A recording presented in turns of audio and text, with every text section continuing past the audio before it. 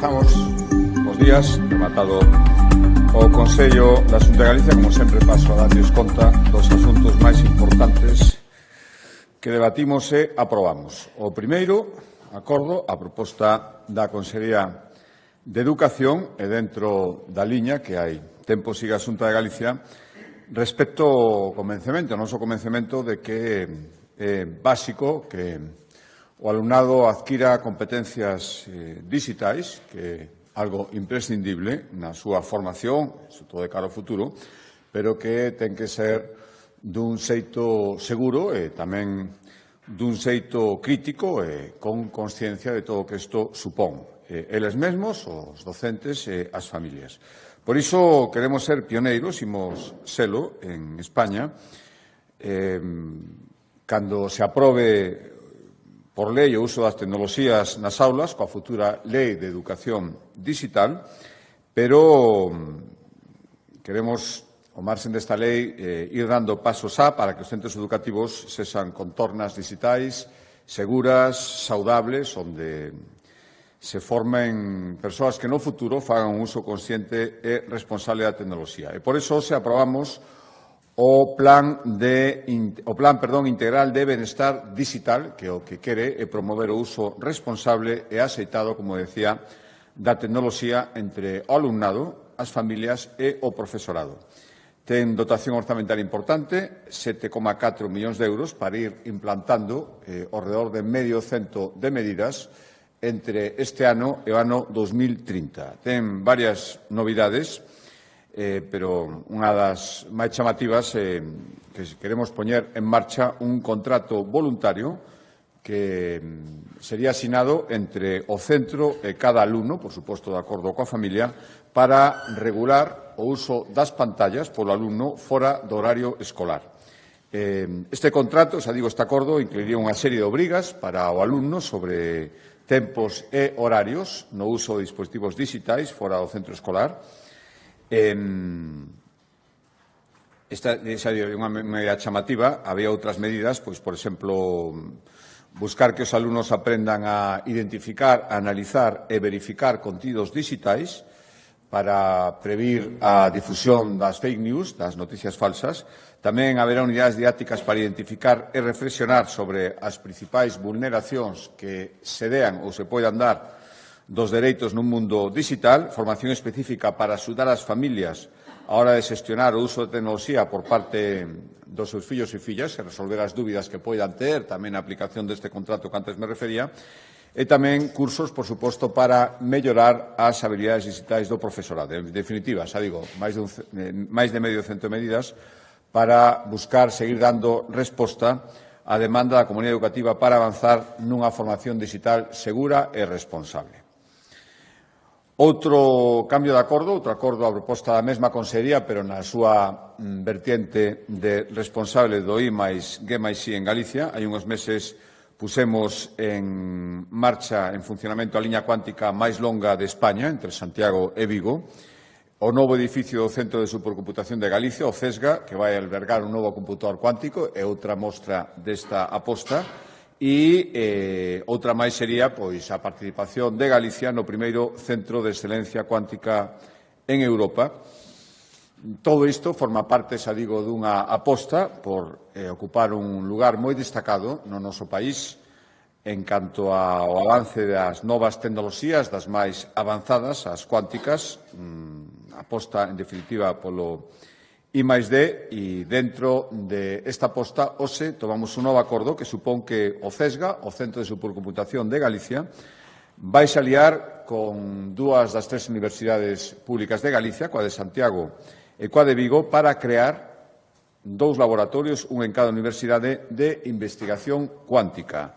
4,6 millóns de euros imos destinar a estas instalacións. Unha estará que imos facer en alianza coa Universidade de Santiago no Instituto Galego de Física de Altas Enerxías, que existe, que depende da Universidade de Santiago, que está aquí nesta cidade e que vai albergar un centro especializado en resolver problemas da física de partículas e da física nuclear.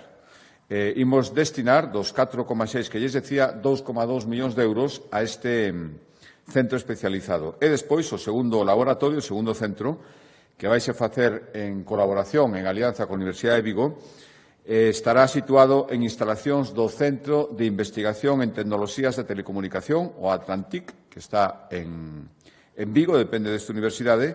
Aquí destinaremos 2,4 millóns de euros. Este laboratorio vai se especializar en computación cuántica óptica para aplicación, sobre todo no eido da logística e da sanidade. Xa digo, dúas novas instalacións que permitirán seguir ocupando posicións punteiras na investigación relacionada con todo o que ten que ver coa física e coa enerxía cuántica. Cambio de acordo de Consellería, a proposta da Consellería de Cultura, hoxe seguimos desenvolvendo todas as potencialidades que ten un portal digital dirixido ao eido cultural, impulsado pola Xunta de Galicia, e que xa ten moitos usuarios e que queremos seguir desenvolvendo. Estou falando da plataforma, do portal Galicia Patrimonio Digital de Galicia, coñecido como Galiciana. É un portal no que a cidadanía e os investigadores culturais, os profesionais, poden acceder a documentos culturais ou históricos digitalizados. E hoxe o que fixemos foi seguirlo desenvolvendo e demoslle luz verde a poñer en marcha dous novos servicios nesta plataforma galiciana. Un para consultar cabeceiras de prensa e outro para consultar documentos que teñan que ver con acontecementos históricos sucedidos en Galicia ou cos que a nosa comunidade teña algún tipo de relación. O primeiro vai permitir acceder a documentos concretos de máis de 800 xornais e revistas publicadas dende principio do século XIX, dende 1800 ata os nosos días, que teñan algún tipo de relación, algún tipo de nexo cultural, e o outro, o Arquivo Digital de Galicia, vai estrear un espazo no que consultar máis de 42.000 documentos sobre fitos históricos relacionados con Galicia. Ademais, incorporaremos un motor de búsqueda para facer consultas con a linguaxe máis coloquial, máis sinxela, máis directa, para que poidan acceder máis persoas e se poidan facilitar máis as búsquedas tamén destes novos contidos que acabo de anunciar. Cambio de acordo de Consellería, a proposta da Consellería de Medio Ambiente, dentro das súas competencias en xestión de residuos e coa intención de ir conquerindo unha Galicia cada vez máis verde, hoxe acordamos destinar 5,1 millóns de euros neste ano 2026 para colaborar cos concellos e permitir que melloren a xestión e tratamento dos residuos municipais. As axudas para que serán? Pois para mercar camións, colaborar na adquisición por parte dos concellos de camións de recollida de lixo, para instalar novos puntos limpos, para mellorar o tratamento de residuos téxtiles e, por primeira vez, estas achegas van permitir que os concellos poidan avanzar na digitalización da xestión dos seus servizos e, por lo tanto, poidan calcular mellor cales son as circunstancias, que tipo de residuos xestionan, recollen, xestionan, os hábitos da cidadanía, que tamén se pode mirar todo isto. Haberá axudas para a digitalización de todo isto e, a partir desa digitalización, poder obter e tratar todos eses datos. Voume agora ao sector primario. A proposta da Consellería do Mar, acordamos lanzar unha convocatoria para axudar ás pequenas e medianas empresas de transformación dos produtos do mar en Galicia, axudalas colaborando nos investimentos que queiran facer. Son 14 millóns de euros para que realicen melloras nas súas instalacións, que lles permitan ofrecer novos produtos, ser máis eficientes e tamén reforzar as condicións nas que desenvolven o seu labor os traballadores que teñan.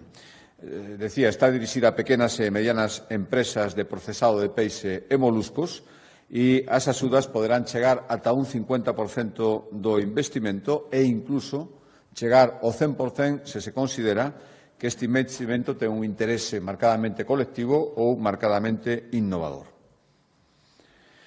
Sigo no sector primario, sigo nas axudas relacionadas á proposta da Consellería de Medio Rural coa viticultura. Hoxe aprobamos a distribución das axudas que se convocaron no seu momento de 3 millóns de euros para colaborar na reestructuración e reconversión de viñedos en Galicia. Ao final son 130 32 produtores, adegas, as que se van beneficiar destes 3 millóns de euros para que poidan seguir mellorando a xestión das explotacións, para que poidan cambiar, optar por variedades de uvas que sexan máis rendibles, que estean mellor adaptadas ao cambio climático ou que permitan incrementar a competitividade das súas colleitas e a produción dos seus viñedos. 3 millóns de euros, aprobamos a distribución, son 132 as adegas e os produtores beneficiados.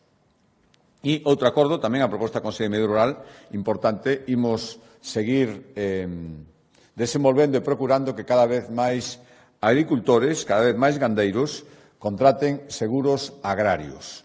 Por lo tanto, o que facemos é destinar, foi o que acordamos hoxe, 9,5 millóns de euros para axudarlles no pago das primas, no custe das pólizas. As axudas poden chegar, dependendo do tipo de risco cuberto e do tipo de persoa que solicite ou instalación, poden chegar ata o 75% do custe da póliza e con elo buscamos cubrir todo tipo de riscos, desde os que agora teñen unha cobertura máis xeral, como é a recollida, os gastos de recollida cando se produce a morte dun animal, perda de colleitas, incidencias na produción, na maquinaria, en definitiva, ir promocionando e estendendo a cobertura de seguros agrarios na actividade do sector primario en Galicia. Outro acordo, hai varios a proposta do Consello de Medio Rural, este nos leva a destinar unha cantidade importante, ben é certo que en 3 anos, dende este ano ata o ano 2028, 19 millóns de euros para apoiar as industrias galegas de transformación de produtos agrarios. Hai alrededor de 1.400 empresas en Galicia que se dedican a esta actividade, a maioría delas pequenas e medianas empresas, 35.000 empregos entre as 1.400 e unha facturación de casi 13.000 millóns de euros ao ano. Por lo tanto, un sector moi importante e por eso decidimos destinar en 3 anos 19 millóns de euros para axudarlles na súa actividade. Vai haber unha liña destinada a que estas empresas reduzan os gases de efecto invernadoiro e poidan mellorar a eficiencia enerxética das súas empresas, das súas actividades, e tamén outra liña destinada a colaborar con elas en investimentos que supoñan mellorar os procesos que realizan de transformación de produtos agrarios, o rendemento económico, producir novas liñas, novos produtos, ou intentar chegar a novos mercados.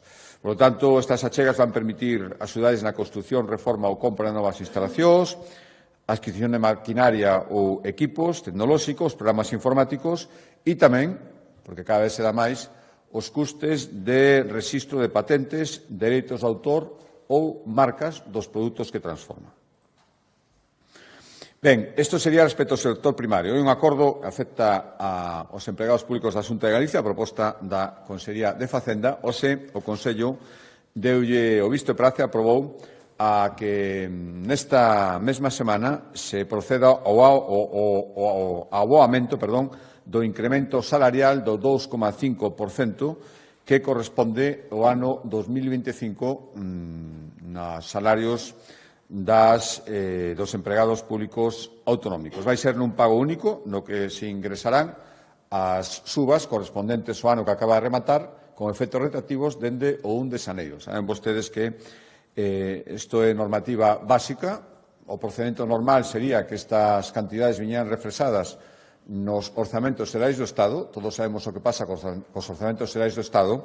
E, polo tanto, o Goberno Central non lle quedou como solución para proceder á suba dos seus empregados e tamén que se poidera aplicar no resto das administracións públicas a aprobar o decreto que aprobou no mes de decembro para actualizar os salarios públicos con respecto ao ano 2025 e tamén para o ano 2026. E, polo tanto, o que se vai facer é un pagamento único, como lles decía, esta mesma semana, dese 2,5% dende o 1 de xaneiro do 25 e tamén xa a nómina de xaneiro reflexará a 1,5% de aumento acordado para este ano 2026. Por lo tanto, os empregados públicos da Xunta de Galicia cobrarán desde este mes un 4% máis do que percibían a 31 de decembro do ano 2024. Isto supón un investimento, unha cantidade que estiñará a Xunta de Galicia de 231 millóns de euros para as arcas autonómicas.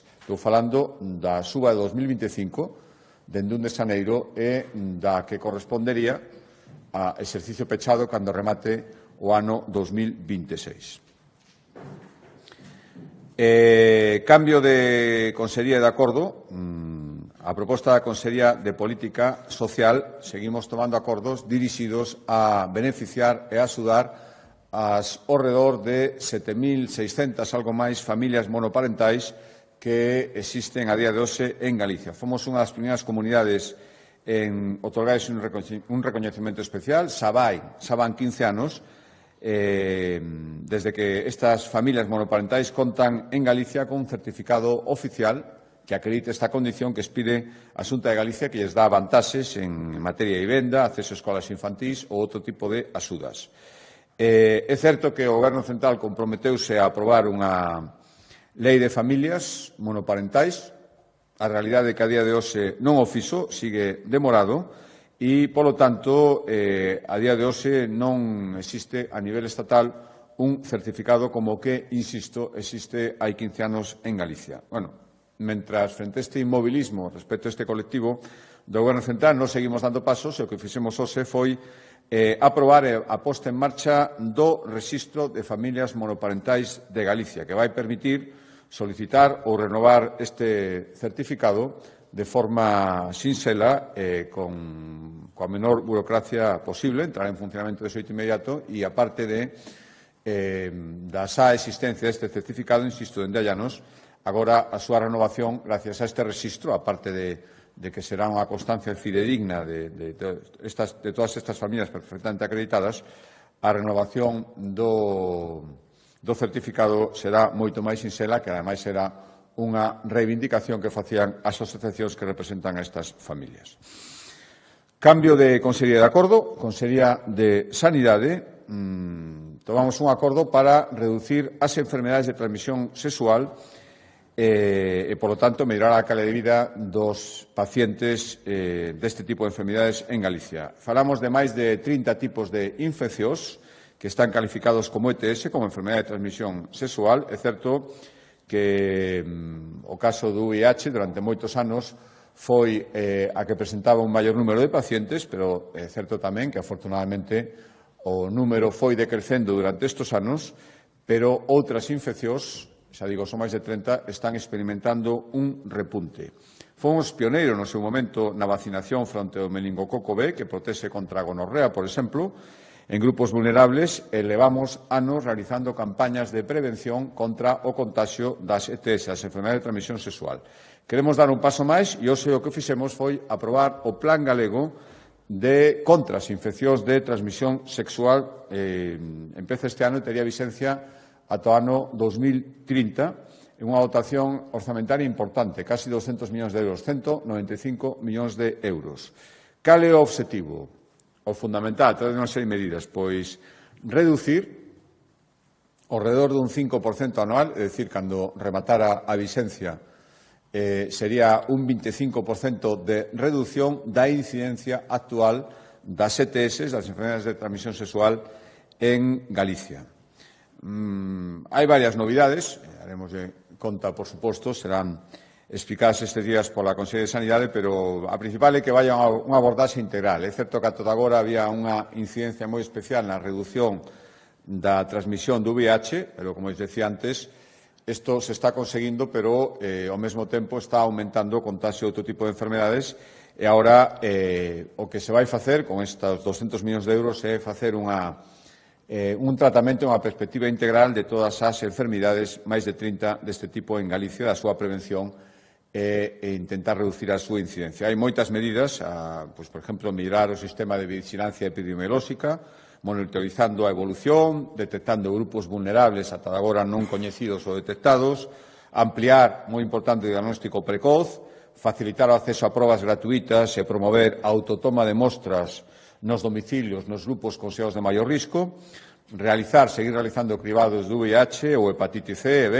nos grupos de idade con maior incidencia, ademais, isto facelo tanto na atención primaria como na atención hospitalaria, en definitiva, unha serie de medidas con ese objetivo de reducir en 5 anos nunha cuarta parte a incidencia destas enfermedades en Galicia. Cambio de acordo de Consellería no objetivo, en os acordos que traemos todas as semanas de doblar o parque público de vivendas, hoxe autorizamos licitar a redacción do proxecto e inmediatamente, cando este redactado, licitar as obras para construir 264 novas vivendas de promoción pública na cidade de Coruña, no barrio de Susán. O investimento vai ser de 50 millóns de euros na construción destas 264 novas vivendas de promoción pública. Vanse construir nunha parcela que xa é propiedade da Xunta de Galicia, por lo tanto, isto agilizará moito todos os trámites e a execución de obra. E a día de hoxe temos en marcha casi 476 novas vivendas de promoción pública na cidade da Coruña con estas 264, as que agora se vai facer o proxecto, inmediatamente se procederá á súa execución unha vez licitada a execución das obras.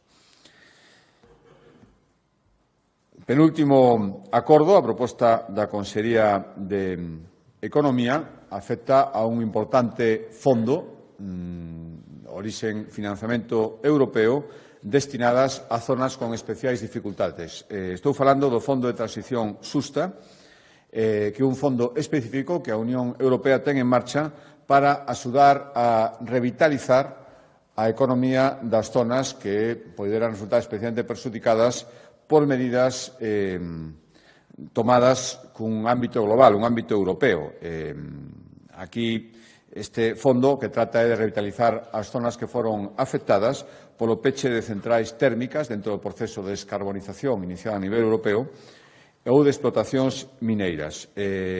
Vostedes, nos últimos anos, procedeuse o peche de dúas centrais térmicas en Galicia, a central térmica de Meirama e a central térmica de As Pontes, as dúas na provincia da Coruña, e, polo tanto, este fondo de transición xusta, este fondo específico, vai dirixido a revitalizar, non sei revitalizar, financiando novos proxectos empresariais na provincia da Coruña. Por lo tanto, o que facemos hoxe é un doble acordo. O global, este fondo de transición, son 100 millóns de euros, xa digo, para atraer proxectos industriais e apoiar as PEMES na provincia da Coruña, e dentro destos 100 millóns, 102 exactamente, o que facemos por unha banda é convocar por primeira vez unha liña de axudas de 80 millóns de euros para apoiar grandes iniciativas empresariais desde o punto de vista da creación de emprego orientadas á reindustrialización das zonas máis directamente afectadas polo peche destas centrais térmicas e dentro destas zonas se considera a totalidade da provincia da Coruña. 80 millóns de euros convocamos esta liña de axudas para que concurran grandes proxectos, grandes iniciativas empresariais. Teñen que implicar un investimento mínimo de 10 millóns de euros e deberán realizarse nas comarcas de Ordes, Eume e nos concellos de Laracha, Carral, Ortigueira, Cerdido e Mañón. É dicir, estes 80 millóns de euros, terían que ser para proxectos nos lugares que acabo de decir e podrían recibir investimento mínimo de 10 millóns de euros e en función do investimento podrían recibir ata 30 millóns de euros por proxecto. E despois, dentro destes 102 millóns de euros, habería unha convocatoria de 22 millóns de euros para préstamos parcialmente responsables e con un interés moi baixo para pequenas e medianas empresas, estas sí, localizadas en toda a provincia da Coruña, sin esa restricción territorial a que me refería antes para os proxectos empresariais e serían créditos para creación de novas empresas ou ampliación das xa existentes. E último acordo, que explicará ahora máis polo miúdo o conselleiro de Emprego, ten que ver cun decreto que hoxe aprobamos para regular de xeito pioneiro, imos ser os primeiros que no noso país, en España, regulemos as chamadas microcredenciais, que o que buscan é adaptar cada vez máis a oferta formativa dende o eido público ás necesidades reais do tecido empresarial. Por tanto, son formacións breves, flexibles, incluso á carta, para atender novas circunstancias, novas demandas que xorden, a veces moi rapidamente, e necesitan tamén unha resposta moi rápida, no mercado laboral. É a liña que está marcando a Unión Europea, que insta cada vez máis a poñer o foco nesta microformación, nas chamadas microcredenciais, formacións de curta duración e adaptadas a necesidades puntuais, moitas veces, de produción. Por lo tanto, hoxe aprobamos este decreto para mirar a formación dos traballadores e dar resposta ás necesidades das empresas e este decreto, que lo explicará o conselleiro, fixará os requisitos para crear e impartir estes cursos e tamén para recibir a certificación acreditativa desta formación, de haberse beneficiado desta formación. Para máis detalles, doy a palabra ao conselleiro.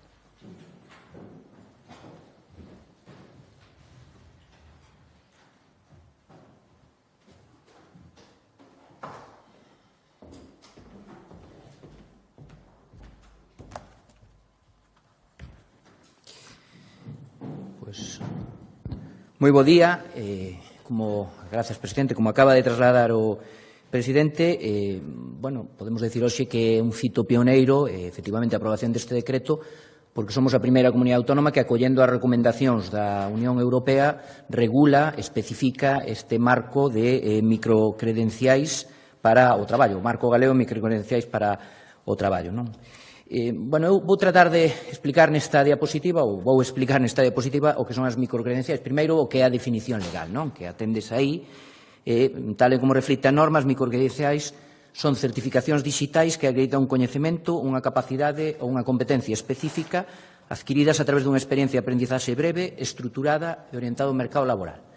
É dicir, formación de curta duración, artigo 16 do decreto sitúa o mínimo 10 horas, o máximo 100 horas, a carta, en función das demandas das propias empresas que van a contratar, que poden ter unha necesidade.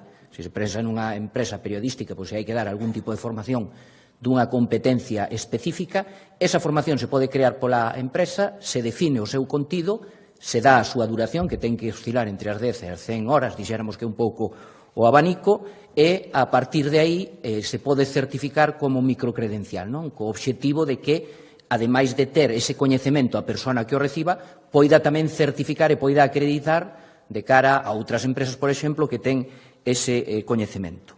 Ademais, neste marco regulamos unha participación moi importante das empresas que están xerando esa necesidade de formación, todas as empresas, en definitiva, que contratan. Logo explicarei con algún exemplo como creemos que debe de funcionar este ámbito. En definitiva, e tamén o decía o presidente, levamos xa tempo traballando na formación para o empleo, cara a un modelo formativo que teña unha formación áxil, flexible, moi importante, que se adapte canto antes ás necesidades do mercado laboral cambiante e personalizada.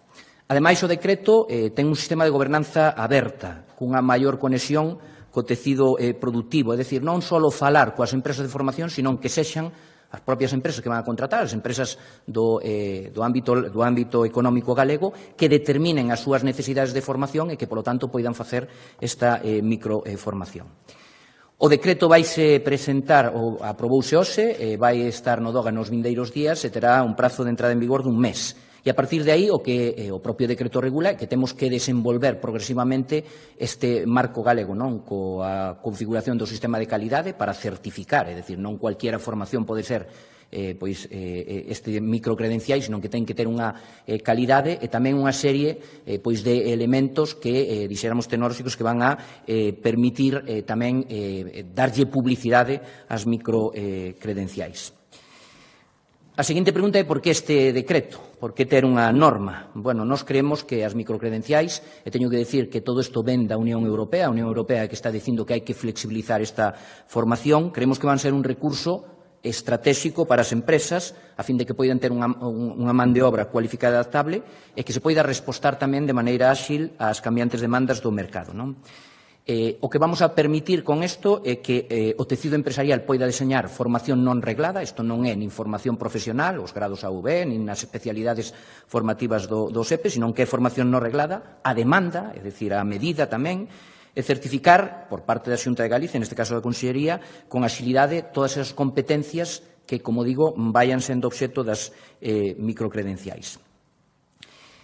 Buscamos tamén, como non pode ser de outro xeito, colaborar coas empresas. Por iso digo que as entidades xestoras das microcredenciais poden ser as propias empresas que demandan esa competencia, non?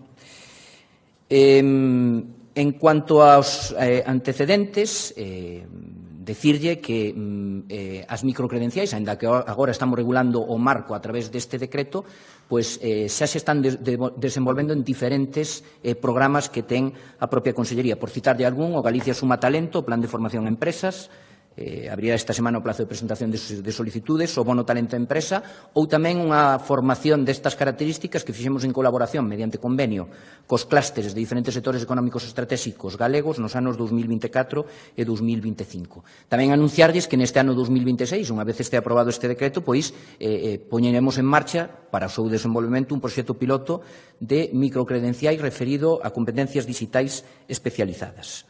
Lóxicamente, a resposta de por que este decreto, pois necesitamos un marco estable e adaptable que nos permita potenciar este tipo de formación. Repito que formación non formal, formación non regrada, diferente da formación profesional e tamén, por suposto, das especialidades do SEPE ou a propia formación universitaria, e así se especifica claramente no propio decreto.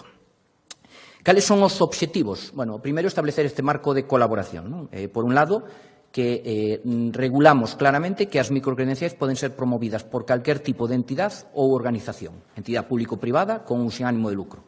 O caso máis claro, a entidade xestora dunha microcredencial pode ser a empresa que demande pois a acreditación desa competencia. Unha cooperativa galega, logo por aí este exemplo, que necesite pois especializar a xente en manexo do robo de ordeño, por poner un exemplo, como pode ser cualquier outro. Por lo tanto, esas entidades, a propia cooperativa é a que xestionaría e organizaría a microcredencial. En definitiva, formación a carta.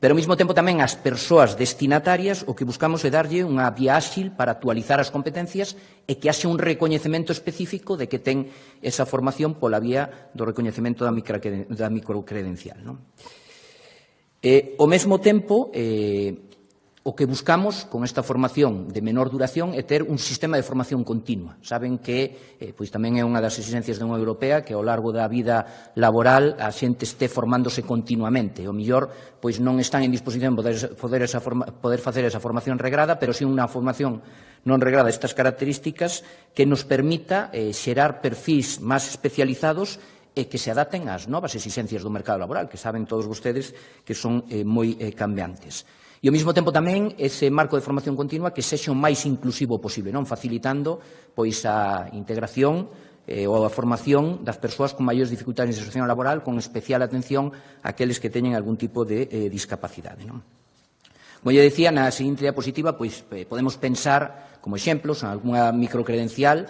para certificar que unha persoa sabe aplicar un novo proceso digital nunha empresa concreta, que pode ser unha cuestión específica dela, ou manter ferramentas de análisis de datos, o programa un robot. Falaba antes dun robo de ordeño nunha cooperativa, é dicir, a entidade emisora da microcredencial sería a propia cooperativa, o contido da microcredencial se referiría precisamente á programación do robot e se expediría un título desa formación. Entendemos que é unha formación pois moi especializada, moi adaptada ás necesidades do mercado. Pero con ese título da microcredencial demostramos de forma clara e verificable, e ademais comprobable por outras empresas que queiran contratar esa persoa, unha competencia. Beneficiamos a empresa que necesita o perfil e tamén a persoa traballadora que acredite que ten esa competencia. Ademais, como digo, isto se faría a través da emisión da microcredencial, que vai poderse incorporar, esta é outra das novedades do decreto, a unha conta formativa que teñamos cada un de nós e que se vai a regular no desenvolvemento do decreto. É dicir, todas as microcredenciais que se vayan facendo estarían incorporadas á conta formativa, o cual debería facilitar tamén a mobilidade profesional do destinatario en liña tamén coas recomendacións da Unión Europea. Buscamos, coas microcredenciais, facilitar ás empresas, reducir os tempos de adaptación aos postos de traballo ás novas tecnoloxías, mellorar os procesos de selección e promoción interna e acelerar tamén a incorporación de talento. Dúas diapositivas máis, próximos pasos, que é o que temos que facer nos vindeiros meses. Agora, aprobar o decreto, como lle decía, entrada en vigor nun mes, e a partir de aí temos que facer, ao longo dos vindeiros meses, en primer lugar, o establecemento do sistema de calidade que asegure o valor, fiabilidade e coherencia das microcredenciais. vai levar unha parte de calidade interna, un prego técnico pois que ten que regular a Consellería, pero despois unha calidade externa, é dicir, un sistema de acreditación da calidade dun punto de vista externo que haxe entidades que poidan, como digo, acreditar esa calidade. E ao mesmo tempo tamén temos que desenvolver dos instrumentos digitais que fagan posible que as microcredenciais non só sirvan para a empresa que as expide, sino que sexan visibles, comparables e comprobables e que se utilicen con normalidade na contratación, na promoción ou a mobilidade dos traballadores. Estes dous instrumentos digitais son, por unha banda, o portal digital de microcredenciais, é dicir, ter un repositorio de microcredenciais, un espazo común público e continuamente actualizable, que sexa tamén accesible para persoas e empresas que fin de consultar cales son as microcredenciais en vigor en cada momento, non? E, como lle decía antes, a conta persoal de formación accesible online, onde se irán recollendo pois todas as microcredenciais que vaya tendo a persoa traballadora ou desempregada ao longo pois de toda a súa vida laboral. Estas ferramentas electrónicas estarán tamén vencelladas a EMI, que, como saben, é pois a ferramenta de inteligencia artificial que temos nas oficinas de emprego e que é capaz de determinar cales son as competencias máis necesarias neste momento no mercado laboral galego, polo tanto, podemos orientar tamén a nosa formación pois a dotar a aqueles que están desempregados desas competencias que logo llevan facilitar ou deberían facilitar a súa integración laboral. Todo isto na liña que sempre decimos, ser unha administración facilitadora, poñer todo enriba da mesa no que se refire ás nosas competencias para acompañar o noso tecido empresarial co fin de atender, como digo, as necesidades dun mercado laboral que é moi cambiante e que demanda precisamente esta flexibilización da formación. Unha última diapositiva de conclusión e por facer un resumo do que lles acabo de trasladar, eu creo que é importante reflectir, poñer de manifesto que Galicia é a primeira comunidade autónoma en regular as características, o recoñecemento e a validade das microcredenciais para o emprego, formación non formal, non regrada, de curta duración, entre 10 e 100 horas, adaptada ás necesidades do mercado laboral galego, son as propias empresas, se demandan unha competencia ou un coñecemento que van a definir esas microcredenciais. Creo, afirmamos que é unha cuestión estratégica co fin de dar resposta a ese cambiante mercado laboral, non só galego, sino a nivel europeo. É algo que nos está advertindo claramente diferentes resolucións da Unión Europea, por citar a do Consello de Europa de 16 de xuño de 2022, lóxicamente, pois estamos cubrindo un inmobilismo que está producindo no Goberno central, que era o que debería ter tamén regulado este ámbito. Nós temos competencias en materia de políticas activas de emprego e por eso nos adiantamos e regulamos a nivel galego estas microcredenciais. Facemos así os deberes, dotámonos de ferramentas xunto con outras medidas que estamos instalando, que nos permiten avanzar nun modelo formativo para o eido laboral máis áxil e flexible, que contribúa a impulsar as oportunidades laborais e a capacitación continua das persoas, e quero remarcar tanto empregadas como desempregadas, nese ámbito de formación continua ao longo da vida laboral, e que dea resposta a competencias específicas que están sendo demandadas por as empresas, neste caso, por as empresas e por o mercado laboral galego. Moitas gracias.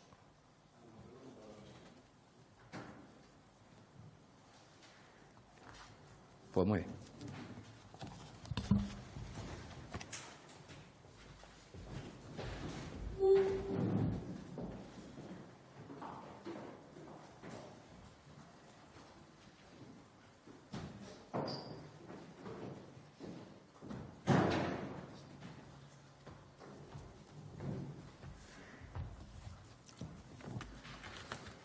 Bo día, presidente.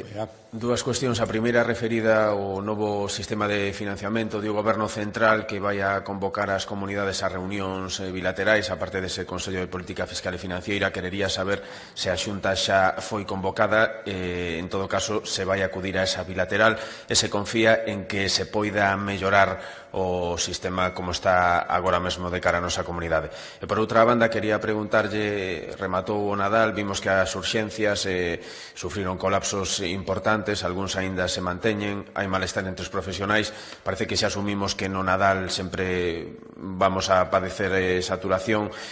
Contempla a Xunta facer algún plan de reforzo específico para sair deste bache? Gracias.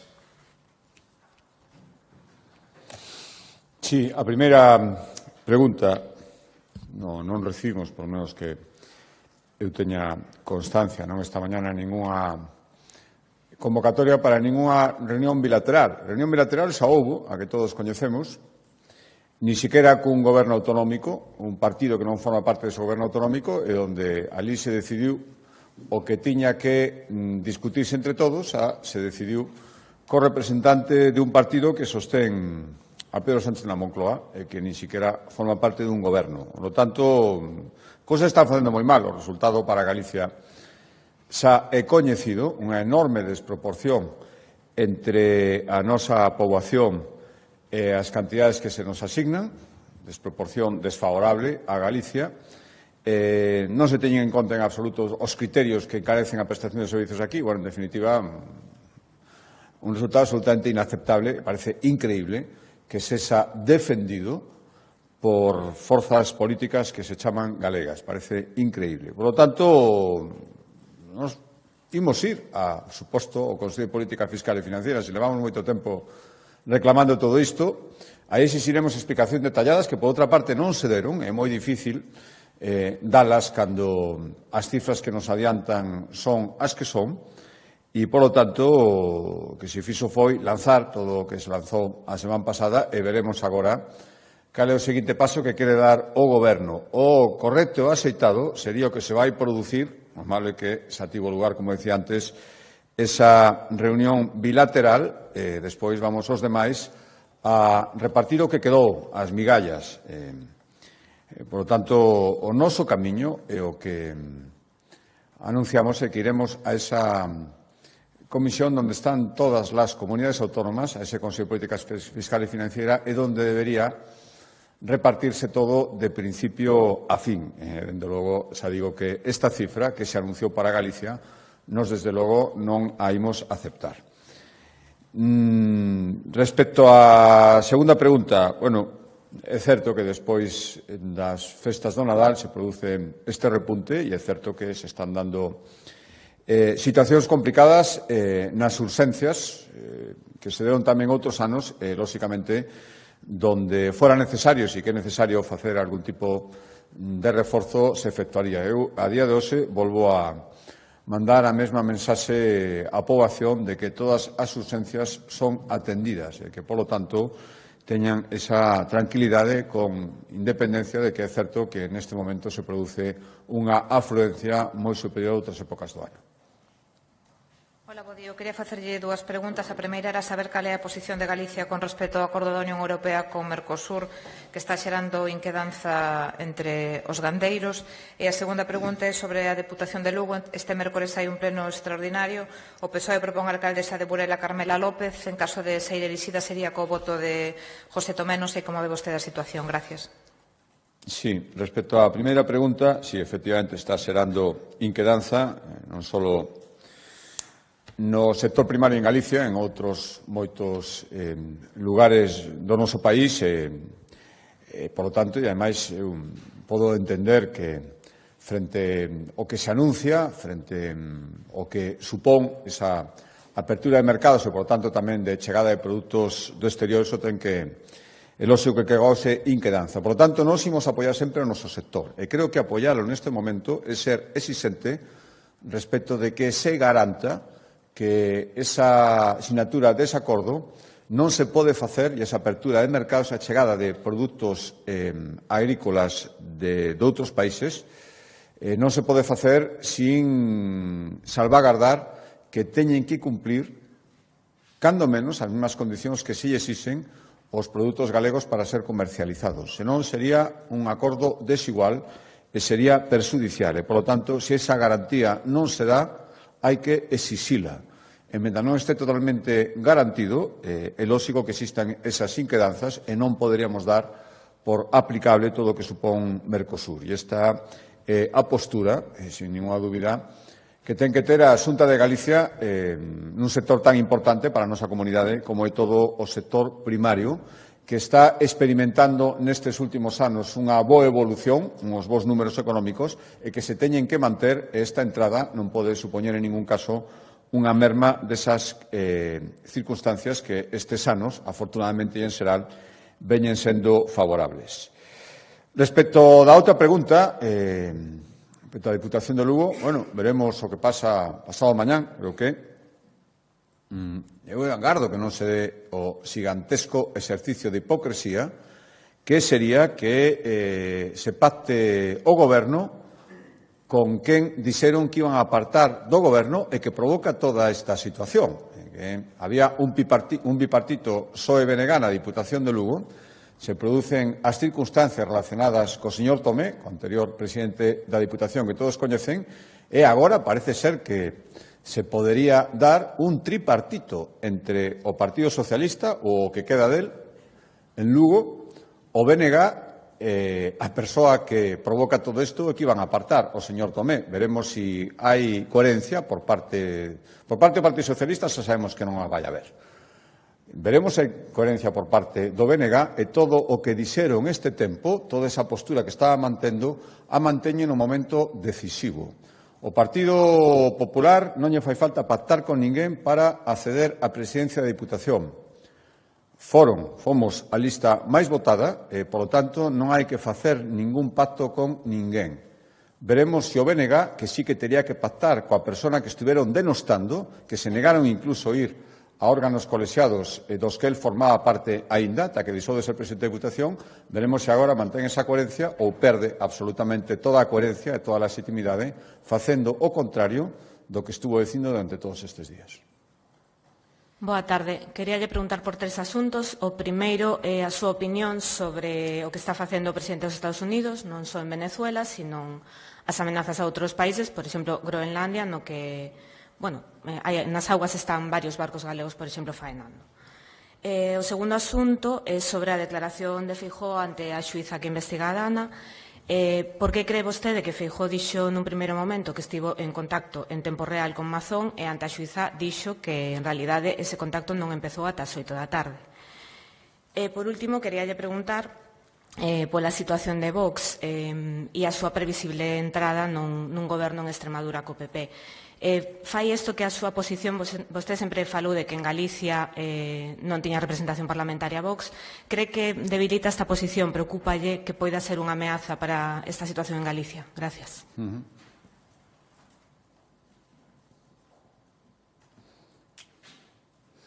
Bueno, a primeira pregunta. A mí, desde logo, non me gustan en absoluto as formas do presidente de Estados Unidos.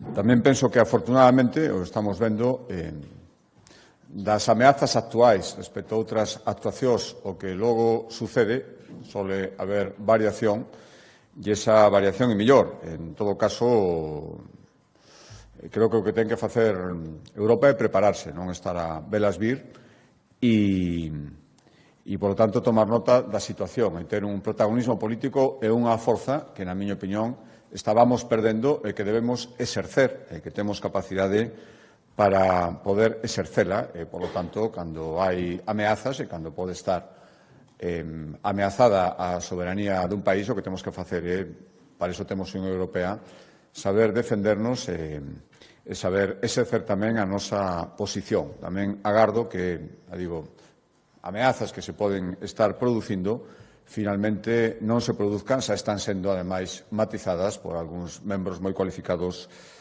do Goberno de Estados Unidos. A segunda pregunta, mire, a verdade é que non vin a longa declaración do presidente Feijóo o venres pasado, le explicou todo aí, é un asunto que está sometido agora mesmo a un procedimento judicial, é unha declaración como testemunha, cumprindo a súa obrigación de decir verdade, e eu me remito o que dixo ali e os argumentos sobre o que dixo, lóxicamente, que mellor pode explicalos, e creo que o fixo foi o interesado e quen fixo esas declaracións.